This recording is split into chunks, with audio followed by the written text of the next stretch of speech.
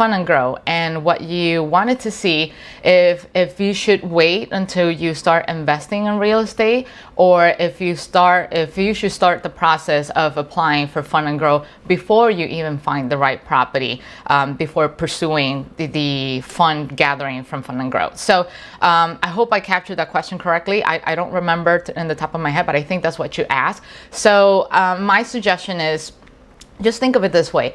Every time you go to the bank or to a lender and you try to apply for a mortgage, the first thing they're going to ask, besides the W-2 and all the legality stuff, is that they want to know, where did your money come from?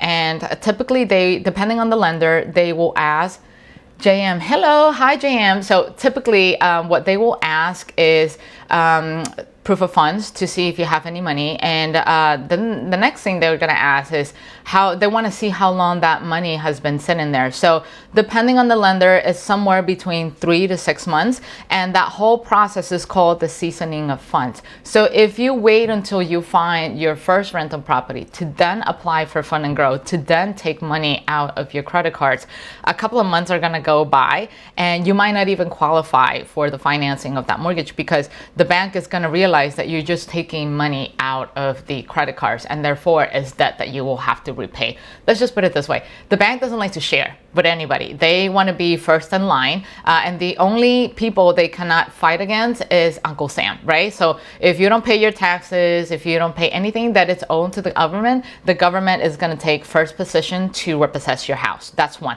But if you are on time with all your payments to the government, you pay all your taxes, the next person that's always online to take back the property from you will be the lender, will be the bank. So if they know that you have debt to credit cards or someone else, that someone in one shape or form contributed to the purchase of your property, they're not going to like that, and chances are they're either going to move on, they're not going to qualify you, and for whatever reason, right? So the last thing you want is to let something like Fund and Grow sort of like get in the way. The tool is meant to help you expand in your real estate or get started. So I would say the best time to get started with Fund and Grow, if your plan is to leverage their services, is to start today. To start today, get approved for those business credit cards. And the beauty about those business credit cards is that they do not appear on your personal credit. So there's 2 credits that you always need to maintain. The personal one,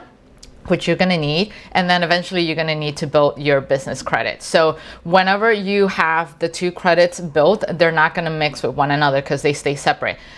There's going to be a point in time and where you're going to need your personal credit to build your business credit, and that's just, the first year or 2 maybe until you get that business credit established. And then after that, they stay separate from one another and they're not reported in one another. So let's say, for example, if you have $50,000 worth in business credit card and you decide to take all $50,000 out of those business credit cards, they're going to remain in your business credit profile. They're not going to impact your personal credit. You can still have your 700 or 800, whatever scores that you have in your personal credit is not going to impact that. And the beauty of it is that Fund and Grow works with 0% credit cards, so you can have that money sitting in your bank account waiting for the right time, right? Waiting for the right property to come along, and then you can leverage that money to either buy your property as a down payment money, or if it's cheap enough, maybe you can use all of the money that you took out of that Fund and Grow credit card line and buy a property, quote unquote, cash, and then use the rent proceeds to repay it, or you can refinance it.